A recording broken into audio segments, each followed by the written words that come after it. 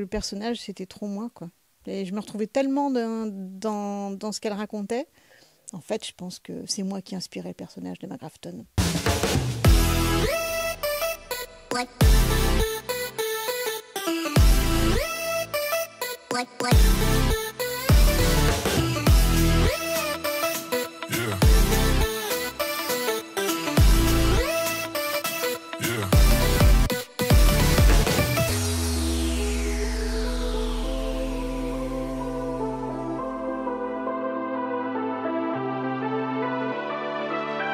J'étais metteuse en scène sur cette pièce-là.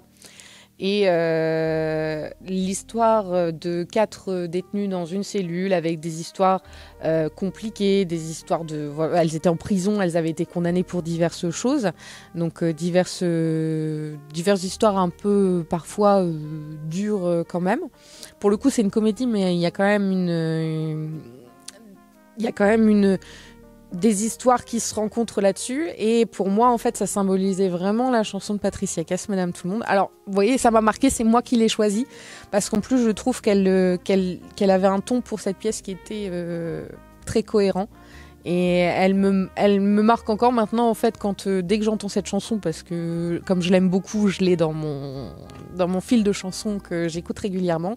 J'ai encore cette histoire, cette scène de finale avec toutes les actrices qui arrivent et qui saluent.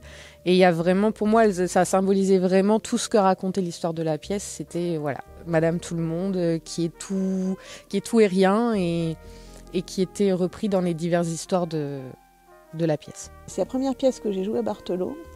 Je pense que j'ai joué Emma Grafton, c'était le rôle de ma vie. Elle me ressemblait trop. Donc c'était super facile à jouer, c'était drôle. Et puis, non, moi j'ai bien aimé, tout était sympa. Enfin. Je pense que c'est la pièce que j'ai préférée. Alors particulièrement, je pense, parce qu'on se retrouvait en grande partie avec mon équipe de barbus. C'était notre première pièce après les barbus qu'on a travaillé, et c'était aussi du coup la première où on était encore tous ensemble. Donc c'était une belle première aventure. Eh bien la robe de Emma Grafton, elle était tellement saillante, magnifique. La robe quand elle se faisait chic pour aller passer son interview, c'était magnifique. Avec des petites fleurs orangées, tout ci, tout ça, puis alors près du corps, tout va bien. Et puis alors j'avais un magnifique chapeau à plumes, enfin franchement, et un maquillage au top. Donc avec la robe, vraiment cette robe, pour moi c'est un souvenir impérissable. Dans ma première scène, dans le premier acte, au moment où je dois pleurer, c'est quelque chose qui a été très difficile de trouver la bonne façon de pleurer pour que ça fasse le plus naturel possible. Un des éléments, on va dire, qui m'a marqué sur cette pièce, c'est le décor. Parce que c'est une pièce où on a réussi à mettre 2 lits complètement sur la scène, qui prennent déjà énormément de place. Je me dis chapeau quand même aux metteurs en scène, aux comédiens et tout, d'avoir réussi à faire tenir ces 2 lits plus tous les autres éléments de décor qui étaient présents sur une scène aussi petite qui est la nôtre. Comme quoi on se dit, on arrive quand même à faire des choses assez sympas et qu'on pensait pas forcément réalisables sur le coup. On se creuse parfois la tête, même beaucoup la tête, mais c'est ça qui fait qu'on est content après derrière, quoi. C'est qu'on essaye de se donner les moyens et de réaliser des choses. Et de pas forcément se dire, ah bah non, c'est pas faisable, non, on laisse tomber, quoi. Si je pouvais vraiment jouer une pièce, je pense que j'aimerais bien jouer Quelle santé. Mais vraiment.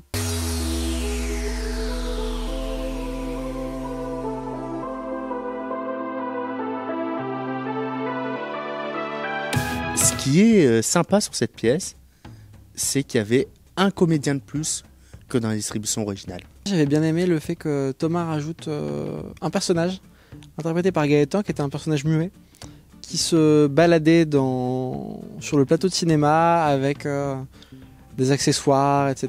Et j'avais trouvé ça vraiment très drôle. Je crois que le personnage, on l'avait appelé Fred, et qui était juste là pour ponctuer la pièce et rajouter des gags. Genre quelqu'un qui fait tomber un truc et hop, lui il arrive avec son balai. Enfin voilà, qui arrivait toujours au bon moment, au bon endroit pour venir rajouter des petites choses. Les musiques elles m'ont marqué tout simplement parce qu'on était dans cette pièce dans un univers de cinéma.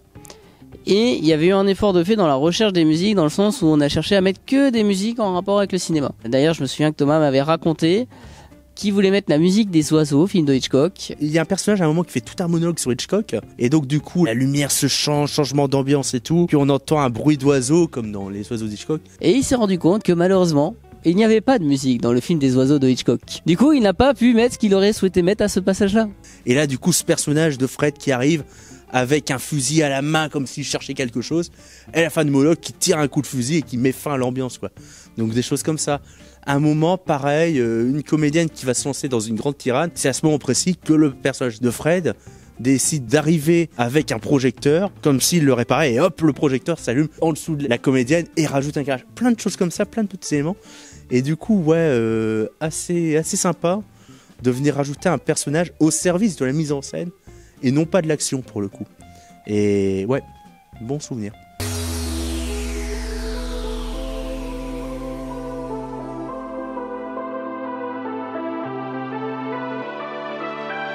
Donc pièce jouée par René, Serge et Alain. Ou d'ailleurs, on cherchait avec JB, on cherchait la musique pour la fin. La fin est relativement horrible. En fait, c'est l'histoire de 3 SDF dans la rue un soir de Noël, quoi. Samy, Doc et Fifi aussi avaient des moments un peu de tristesse, des moments un peu graves. Et le final de Samy, Doc et Fifi avec la neige qui commence à leur tomber sur la figure, sur fond de, je crois que c'était Petit Papa Noël qui passait, quelque chose comme ça. C'était un moment qui mettait un peu des frissons en tant que spectateur. Et en fait, à la fin, ils sont au transit froid. Il y en a un qui décide de réciter un truc de Shakespeare, mais tu comprends à la fin qu'il crève de froid, quoi. Enfin, c'est... voilà. Un petit côté la marchande d'allumettes, quoi. Et le souvenir que j'ai, c'est qu'on cherchait une musique de fin avec JB pour cette pièce-là. Et on trouve pas, on cherche. Et à un moment, JB prend sa guitare. Il commence à faire « Ils sont morts, ils sont morts, ils sont morts, ils sont morts, demandez nos cordes et nos bidons d'essence. » Ouais, terminons comme ça. Et je crois qu'on a terminé par Petit Papa Noël en plus. On avait foiré la neige. On avait essayé tous les trucs possibles avec un vidéoprojecteur, avec une boule à facettes. On n'a jamais réussi à leur faire tomber de la neige dessus, je crois. Il y a un moment dans cette pièce où Fifi, le personnage joué par Alain, dit un truc du genre Luis Mariano, j'adore. Et là, il commence à chanter un tout petit extrait de Luis Mariano dans la vie quand on est prince de Madrid, c'est un truc comme ça. Alain qui joue ce personnage avec une voix un peu au perche et tout ça, et qui à ce moment-là, juste le temps de ce petit moment, prend vraiment sa voix de chanteur, cette espèce de voix un peu d'opéra et tout, avec en plus à ce moment-là, on faisait un petit changement d'éclairage, tac, on passait avec juste un projecteur sur lui. Ça durait quoi? Ça durait 2 secondes. Mais c'est vraiment ce moment est marqué en mode c'est magique, quoi. C'est